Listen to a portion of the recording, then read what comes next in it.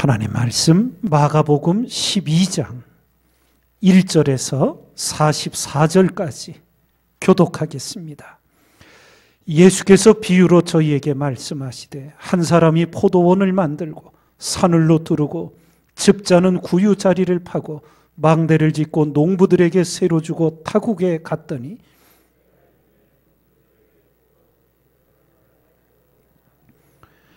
저희가 종을 잡아 심히 때리고 거저 보내었거늘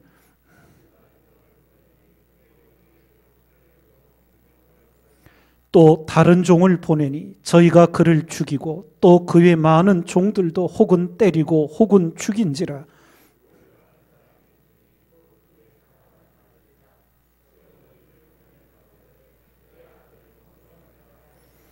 저 농부들이 서로 말하되 이는 상속자니 자 죽이자. 그러면 그 유업이 우리 것이 되리라 하고 포도원 주인이 어떻게 하겠느냐? 와서 그 농부들을 진멸하고 포도원을 다른 사람들에게 주리라.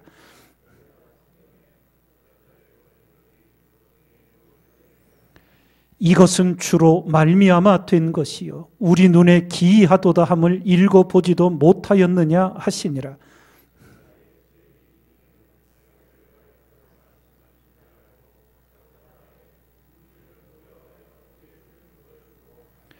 저희가 예수의 말씀을 책잡으려 하여 바리새인과 헤롯 땅 중에서 사람을 보내매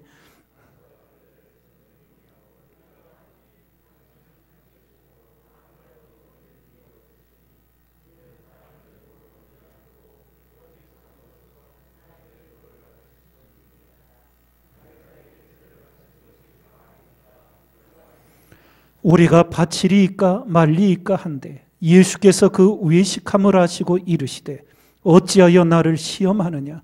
데나리온 하나를 가져다가 내게 보이라 하시니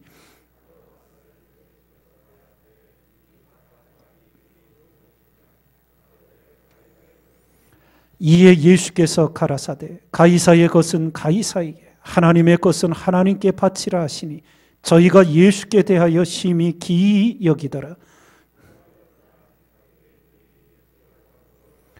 선생님이여 모세가 우리에게 써주기를 사람의 형이 자식이 없이 아내를 두고 죽거든 그 동생이 그 아내를 취하여 형을 위하여 후사를 세울지니라 하였나이다.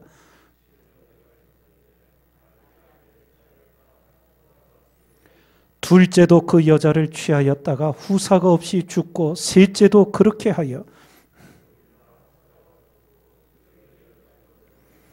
일곱 사람이 다 그를 아내로 취하였으니 부활을 당하여 저희가 살아날 때에 그 중에 네 아내가 되리이까.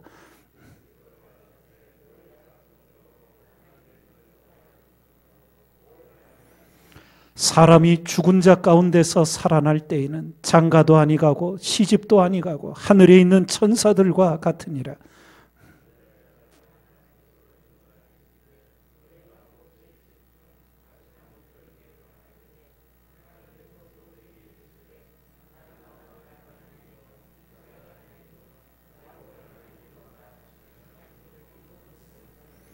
하나님은 죽은 자의 하나님이 아니요 산 자의 하나님이시라. 너희가 크게 오해하였도다 하시니라.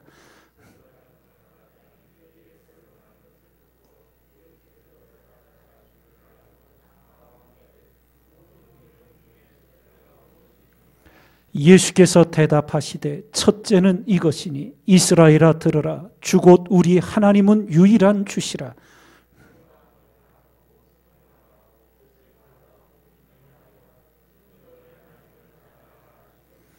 둘째는 이것이니 내 이웃을 내 몸과 같이 사랑하라 하신 것이라. 이에서 더 큰 계명이 없느니라.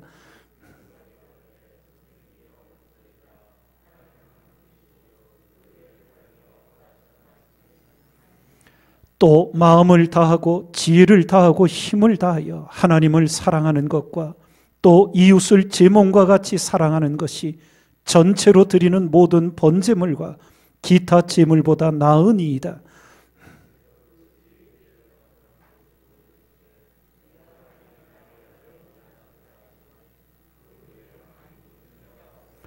예수께서 성전에서 가르치실세 대답하여 가라사대 어찌하여 서기관들이 그리스도를 다윗의 자손이라 하느냐.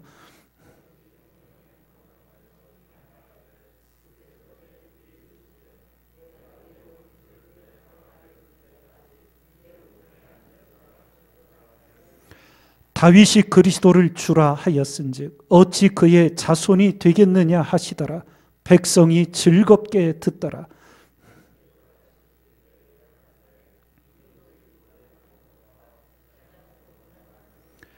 회당의 상자와 잔치의 상석을 원하는 서기관들을 삼가라.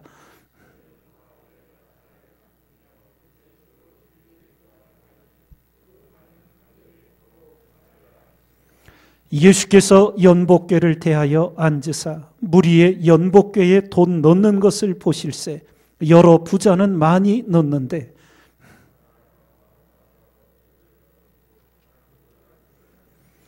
예수께서 제자들을 불러다가 이르시되 내가 진실로 너희에게 이르노니 이 가난한 과부는 연복궤에 넣는 모든 사람보다 많이 넣었도다.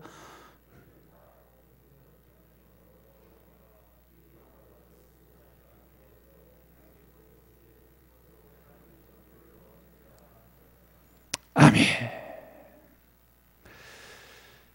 악한 농부의 비유를 통해 주님이 지실 십자가를 알려주시고 또 부활이 없다 하는 사두개인들의 질문 속에서 하나님은 죽은 자의 하나님이 아니라 산 자의 하나님이시라는 십자가와 부활의 복음을 이렇게 가르쳐 주십니다. 그러던 중에 서기관 하나가 와서 계명 중에 첫째가 무엇입니까? 하고 물음을 받게 되십니다. 그때 주님께서 말씀해 주신 것, 내 마음을 다하고 목숨을 다하고 힘을 다하여 주 너의 하나님을 사랑하라. 또 내 이웃을 내 몸과 같이 사랑하라. 이것을 가장 중요한 하나님의 계명으로 일깨워 주십니다. 여기서 오늘 이것을 우리가 깊이 새기고자 합니다. 우리가 교회 안에서 하나님은 사랑이시다. 사랑 얘기를 하니까 이게 사랑이 자꾸 추상적이 되는 것 같아요. 이 사랑이 구체적으로 우리 삶 속에 나타날 때 어떤 모습으로 나타나는가? 존중이 여김으로 나타납니다. 하나님을 사랑할 때 하나님을 존중히 여기게 됩니다. 존중히 여길 때 어떤 일이 나옵니까? 하나님의 말씀을 존중히 여겨 마음을 다해 듣게 되고 마음을 다해 따르게 됩니다. 그것이 존중히 여기는 사랑의 역사입니다. 그래서 하나님도 말씀하시지요.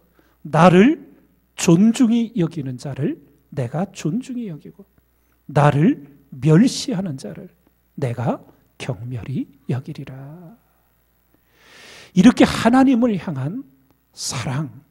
그래서 주님도 요한복음에 말씀하시기를 너희가 나를 사랑하면 나의 계명을 지키리라. 너희가 내 계명을 지키지 않는 것은 너희 속에 사랑이 없기 때문이라고 분명하게 문제를 지적해 주십니다.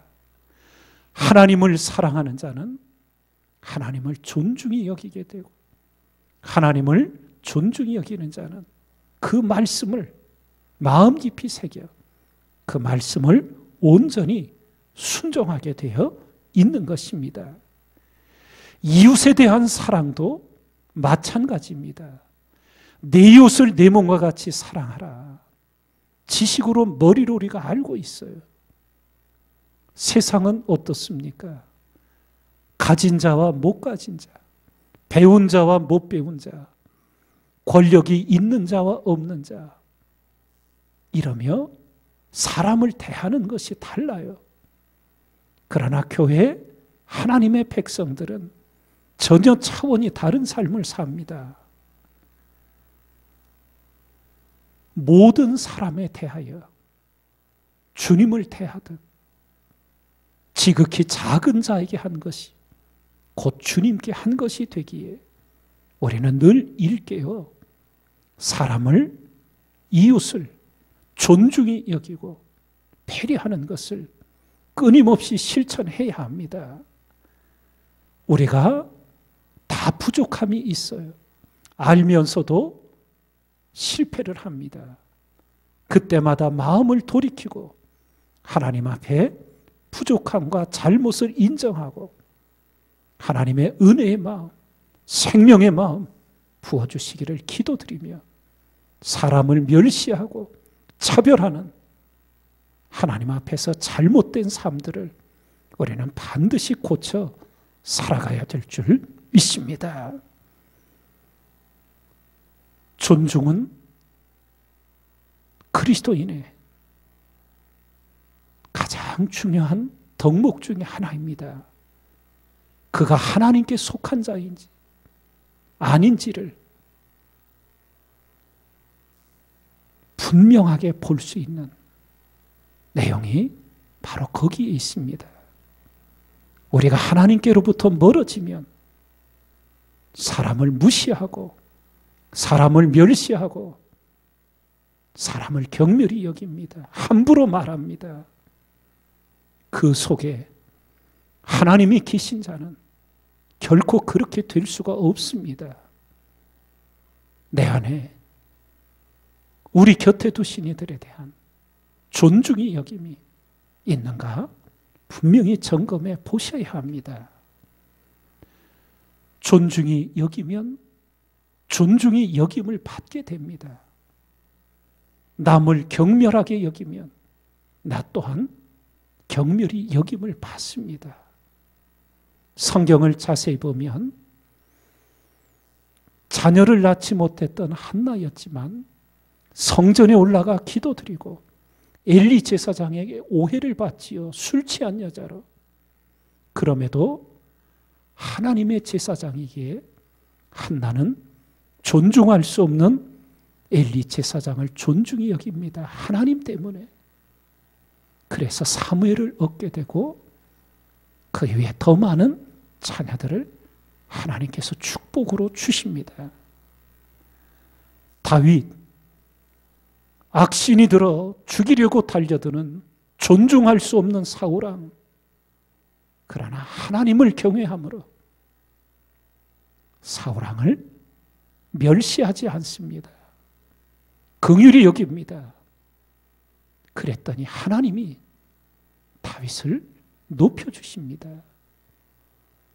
존중의 여김을 끊임없이 훈련하시고 배워 가셔야 합니다.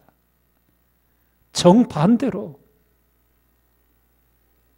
하나님의 법궤를 찾아올 때 앞에서 기뻐 춤을 추며 아랫도리가 벗어지는 줄도 모르고 기뻐했던 다윗. 그 모습을 사울왕의 딸이요 다윗의 아내가 된 미갈이 창으로 내다보다가 다윗 왕을 멸시하지요. 평생에 자식을 낳지 못하는 하나님의 저주를 받게 됩니다. 사람을 멸시하는 것, 그것이 곧 하나님을 경멸히 여기는 것임을 분명히 깨닫고 우리 안에 하나님을 경외함으로 사람을 존중히 여기는 신앙의 삶이 반드시 이어져 가야 될 줄 믿습니다. 새벽마다 말씀을 깨어 읽어가며 오늘 내 안에 예수 그리스도가 살아계시다면 정녕 하나님을 존중히 여기고 우리 곁에 두신 이들을 존중히 여기면서 하나님의 뜻과 계명을 이루어 살아감으로 하나님께 복을 받고 하나님께 존중히 여김을 받는 우리 모두가 다 되기를 주님의 이름으로 축원드립니다.